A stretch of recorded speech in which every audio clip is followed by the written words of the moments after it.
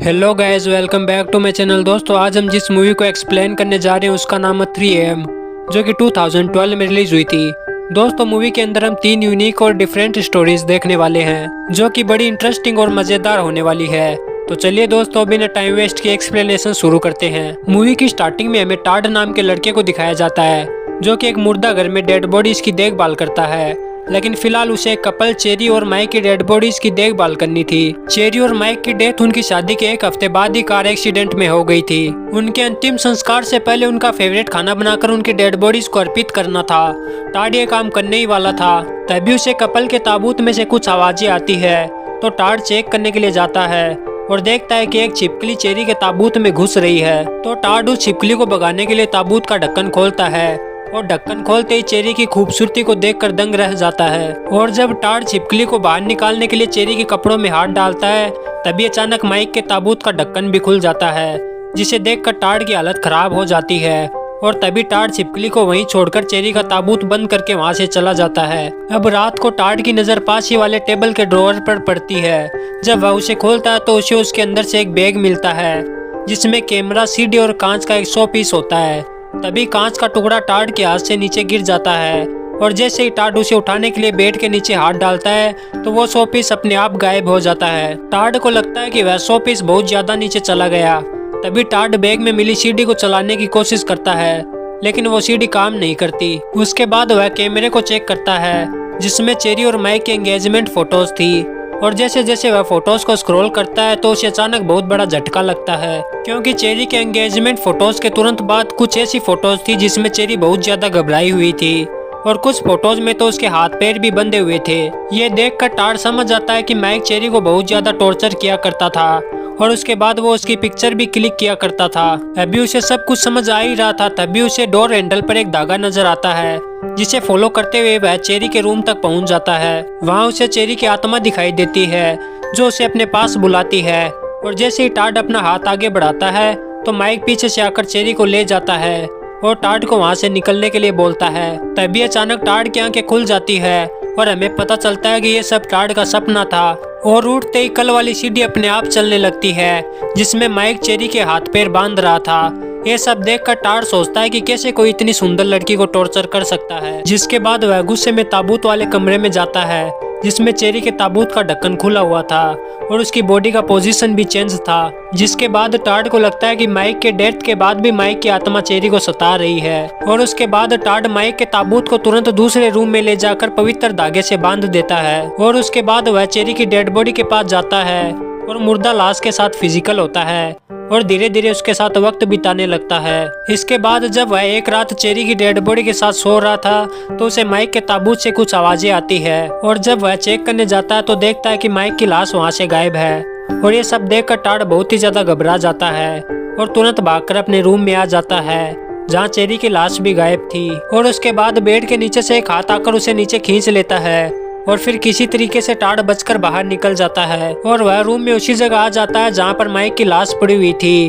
वो काफी ज्यादा डर जाता है, लेकिन तभी उसे एक विजन आता है और यहीं पर एक बहुत बड़ा ट्विस्ट हम लोगों के सामने खुलता है। दरअसल माइक चेरी को टॉर्चर नहीं करता था, वह चेरी को इसलिए बांधता था क्योंकि चेरी को सुसाइडल टेंडेंसी थी जिसके चलते वह खुद को मारने की कोशिश किया करती थी। लेकिन एक दिन चेरी के बार बार रिक्वेस्ट करने पर माइक का दिल पिघल जाता है और वह चेरी की रस्सी खोल देता है, जिसका फायदा चेरी उठाती है और एक 100 पीस को तोड़कर अपने आप को मारने की कोशिश करती है। माइक जब उसे रोकने की कोशिश करता है तभी वह माइक का गला भी काट देती है और उसके बाद खुद को भी मार देती है। उसके बाद उसी समय टाड को चेरी की आवाज सुनाई देती है और उसी समय उसकी आत्मा आकर उसे किस करती है जिससे वह बेहोश हो जाता है। और जब टाड की आंख खुलती है तो वह अपने आप को चेरी के ताबूत में पाता है। वह बहुत चिल्लाता है और चेरी की आत्मा उस ताबूत के ऊपर बैठी होती है। और दोस्तों, यही नतीजा निकलता है जब हम मुर्दों के साथ फिजिकल होते हैं। और दोस्तों, यहीं पर स्क्रीन ब्लैकआउट हो जाती है और हमें दूसरी स्टोरी की तरफ ले जाती है जहां हम एक आदमी को मुर्दा लड़की के बाल काटते हुए देखते हैं। लेकिन जैसे ही वो आदमी वहां से निकलता है, लाश की आंखें अपने आप खुल जाती है। इसके बाद ये सीन यहीं कट होकर एक शॉप पर चला जाता है। ये शॉप एक विग की होती है जहाँ हम 2 सिस्टर मे और मिंट को देखते हैं। उनके पेरेंट्स वेकेशन पर गए हुए थे और यही वजह थी कि मैं शॉप संभाल रही थी। उसी दौरान एक औरत आकर मैं को अच्छी क्वालिटी के बाल के लिए कहती है जिसकी मैं विग बनाने वाली थी। लेकिन मे को ये जरा भी अंदाजा नहीं था कि ये बाल लाश से निकाले गए हैं। तभी कैमरा शिफ्ट होकर एक न्यूज़पेपर पर जाता है जिसमें हम उसी बूढ़े आदमी की डेड बॉडी को देखते हैं जिसने उस मरी हुई लड़की के बाल काटे थे। मैं उन बालों को धोकर विग बनाने का प्रोसेस शुरू कर देती है। वो एक काम कर ही रही थी, तभी हम उसके पीछे से एक अनजान हाथ को आते हुए देखते हैं। लेकिन जैसे ही मैं पीछे मुड़ती है वो हाथ अपने आप गायब हो जाता है। उसके बाद आधी रात को मिंट यहाँ पर आती है और उसका प्लान यहाँ रुककर पार्टी करने का था। मिंट के फ्रेंड्स भी मिंट के साथ होते हैं। वो सभी छत पर जाकर एंजॉय करने लगते हैं। तभी मिंट का एक दोस्त उसी विग को उठा कर लाता है और उसके साथ मस्ती करने लगता है। तभी मे को ये सब देखकर गुस्सा आ जाता है।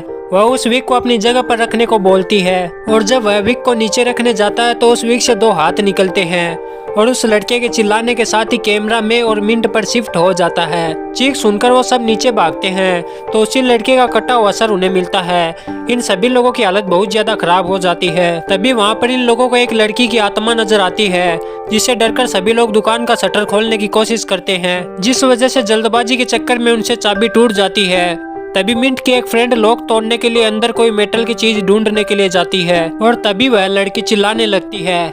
जब बाकी लोग उसके पास जाते हैं तो देखते हैं कि उसके पेट से हाथ निकल रहा है और उसे कंट्रोल करके पटकने लगता है, जिससे वहीं पर उसकी मौत हो जाती है। और ये सब देखकर बाकी के लोग बहुत ज्यादा घबरा जाते हैं और वो लोग ऊपर की तरफ भागते हैं। यहीं पर मिंट का एक फ्रेंड उनसे बिछड़कर उस जगह पहुंच जाता है जहां पर बहुत सारे विग रखे हुए थे। तभी वहां पर एक आत्मा आकर उसे डराती है, जिससे वह डिसबैलेंस होकर पास ही पड़े किलो के बोर्ड पर गिर जाता है और वहीं पर उसकी मौत हो जाती है। और अब मैं और मिंटी बचे थे जो उस लड़के की लाश को देखकर बहुत ही ज्यादा डर जाते हैं और भागकर दूसरे रूम में जाते हैं जहां पर मैं को भी वो आत्मा थर्मल चेंबर में बंद करके पिघलाने की कोशिश करती है। मिंट उस दरवाजे को खोलने की कोशिश करती है लेकिन वह लॉक नहीं खुलता।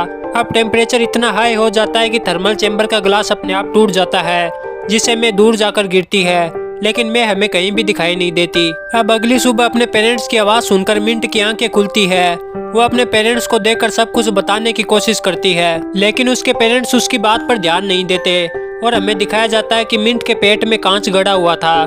दरअसल कल रात ही कांच के टुकड़े के लगने से उसकी मौत हो चुकी थी। और उसके बाद हम मे को देखते हैं जो अपने पेरेंट्स के गले लगती है और कैमरा मे की तरफ शिफ्ट हो जाता है और हम देखते हैं कि मे को उस आत्मा ने अपने वश में कर लिया है। और इसी के साथ स्क्रीन ब्लैकआउट हो जाती है और हमें तीसरी स्टोरी की तरफ ले जाया जाता है, जहां हम एक ऑफिस को देखते हैं जिसमें एक ट्रांसजेंडर लेडी ओवर टाइम के बहाने फेसबुक पर चैटिंग करती है। तभी बाकी के एम्प्लॉयज अपने घर की तरफ जाने लगते हैं। वो लोग लिफ्ट का वेट कर ही रहे होते हैं, तभी उन्हें पीछे से कुछ आवाज आती है और जैसे ही वो लोग पीछे मुड़कर देखते हैं उन्हें वहाँ पर एक कटा हुआ सर दिखाई देता है, जिससे वो लोग इतना डर जाते हैं कि सीढ़ियों से ही भागने लगते हैं। उनके जाते ही ऑफिस का सारा सामान अपने आप हिलने लगता है, जिससे वो ट्रांसजेंडर लेडी भी डरकर भाग जाती है। उनके वहां से निकलते ही कुर्सी के नीचे से 2 लोग रिमोट लेकर निकलते हैं और हमें पता चलता है कि ये दोनों ऑफिस के बॉस थे और ये दोनों ही अपने कलीग को डराने के लिए प्रैंक किया करते थे और दोनों ही अपने कलीग की ये हालत देखकर बहुत ज्यादा हंस रहे थे। उसके बाद उन दोनों में से एक बॉस उठकर खाना लेने के लिए जाता है।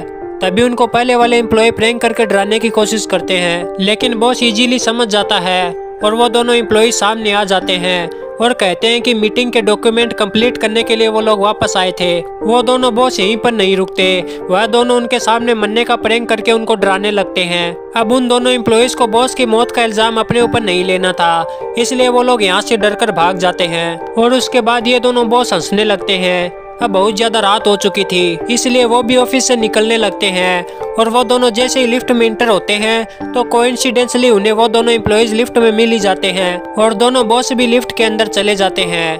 तभी उन्हें नीचे से सिक्योरिटी गार्ड का फोन आता है और कहता है कि उन्हें उनके एम्प्लॉयज की लाशें मिली है और ये सुनकर दोनों बॉस के होश उड़ जाते हैं। और एक विजन से हमें पता चलता है कि जब वो पहली बार कटी हुई मुंडी को देखकर भाग रहे थे तो उनका पैर स्लिप हो गया था और उनकी वहीं पर मौत हो गई थी। और अब इन दोनों बॉस को समझ में आ जाता है कि फिलहाल जो लोग इनके साथ लिफ्ट में मौजूद है वो एम्प्लॉयज नहीं, उनकी आत्मा है। और उसके बाद हमें लिफ्ट को दिखाया जाता है जिसमें से चिल्लाने की आवाज आती है और यहीं पर इस मूवी का एंड हो जाता है। आई होप दोस्तों आपको हमारी एक्सप्लेनेशन अच्छी लगी होगी।